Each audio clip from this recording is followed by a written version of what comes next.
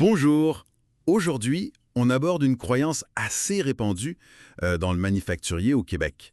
C'est l'idée que les vieilles machines, ça nous empêche de faire le saut vers le 4.0, l'usine connectée.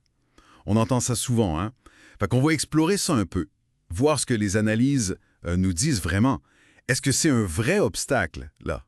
Ou c'est peut-être plus un mythe? Allons voir. Pour commencer, justement ce mythe-là. Ah, nous autres, on a trop de vieux équipements, on peut pas connecter, ça va coûter bien trop cher tout changer. J'imagine que ça résonne pour plusieurs personnes en production. Tout à fait. Puis c'est normal de penser ça au départ. Mais quand on regarde la réalité sur le terrain, dans les usines, que ce soit ici ou ailleurs, la vaste majorité des entreprises fonctionnent avec un parc machine mixte. Ça, c'est clair. On trouve des machines de 5 ans, 15 ans, 30 ans, parfois même plus, qui roulent côte à côte avec du neuf. C'est la norme, tu sais. Fait que avoir des vieilles machines, c'est pas unique à une compagnie. C'est pas mal le lot de tout le monde. Le point vraiment fondamental ici, c'est que la connectivité, ça dépend pas tant de l'âge de la machine, ça dépend plus de sa nature électrique. Pratiquement tout ce qui fonctionne à l'électricité, même si c'est assez vieux, ça a des signaux électriques, souvent du bas voltage, là, 24 volts, quelque part dans le panneau de contrôle. Il y a déjà des capteurs, des relais, des contacts. L'information est déjà là. Elle est juste comme coincée à l'intérieur de la machine. Mais là, attends, ce qui est vraiment surprenant, c'est qu'on entend même dire des fois que ces vieilles machines-là seraient plus faciles à connecter que les neuves. Ça va un peu contre l'intuition, non? Comment ça s'explique ça? Assez standard, disons. Alors que sur une machine super moderne, pleine de circuits imprimés complexes, des ordinateurs intégrés, des fois, c'est plus une boîte noire. Essayer d'aller chercher un signal là-dedans sans tout perturber, ça peut être, plus compliqué ou même risqué pour la machine elle-même.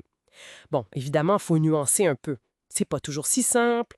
Les machines récentes, elles peuvent offrir des protocoles de communication standards, là, prêts à utiliser, OPC-UA, des choses comme ça.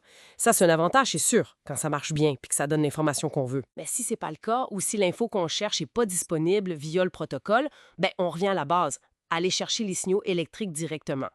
Pour les vieilles machines, c'est souvent l'approche qu'on va prendre pas mal tout le temps.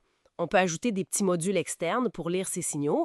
Ou si un PLC, même un vieux, on peut souvent juste programmer une sortie de plus, dans le diagramme échelle par exemple, pour sortir d'informations qu'on a besoin. C'est vrai par contre, le défi avec les vieilles machines, c'est parfois le manque de documentation. Ça, c'est un point.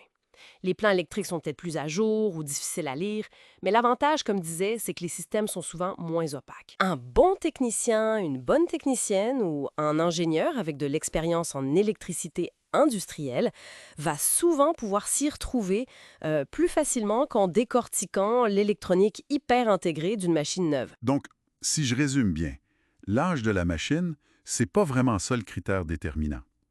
Qu'elle soit neuve ou ancienne, il y a des avantages puis des inconvénients pour la connexion dans les deux cas. Fait que le dicton qu'on entend des fois, s'il y a de l'électricité dans ta machine, elle est connectable, point final, il semble pas mal juste finalement. Bon, sauf si c'est une machine à vapeur de 1880, là on jase d'autre chose. Exactement, c'est tout à fait ça. C'est pour ça que l'idée que le parc machine vieillissant serait comme un mur infranchissable pour le 4.0, c'est plus une perception, un mythe, qu'une réelle fatalité technique. Mais alors, si c'est faisable techniquement, puis même parfois plus simple sur du vieux stock, pourquoi ce mythe-là est si tenace? Est-ce que c'est une question de coût? Ou peut-être les compétences nécessaires pour aller jouer là-dedans? Techniques qui permettent de moderniser l'existant sans tout remplacer. Il y a aussi une certaine crainte, des fois, d'intervenir sur des machines qui sont critiques pour la production, même si les méthodes modernes sont souvent non intrusives. Et oui, ça prend une certaine expertise en automatisation, en électricité industrielle, c'est vrai, mais cette expertise-là, elle existe au Québec. L'important, c'est vraiment l'approche, c'est d'analyser ce qu'on a puis de voir le potentiel qui est caché là. Si on prend un peu de recul, miser sur le rétrofit intelligent, ça permet vraiment d'exploiter un potentiel qui est déjà là, dans l'usine, un potentiel énorme, souvent sous-estimé. Ça permet d'embarquer dans le 4.0, de commencer à collecter des données, améliorer l'efficacité, la maintenance, sans nécessairement devoir faire des investissements massifs tout de suite pour acheter des nouvelles machines. C'est une porte d'entrée beaucoup plus accessible pour bien des PME. Donc au final, le message clé, c'est que cette barrière qu'on perçoit avec les vieilles machines, elle est pas mal plus psychologique que technique. Elle est surmontable. Ça invite peut-être à regarder son plancher de production un peu différemment. Quelles données, quelles possibilités d'amélioration dorment peut-être juste là, dans nos équipements actuels, attendant juste qu'on vienne les réveiller? C'est une pensée intéressante pour réfléchir.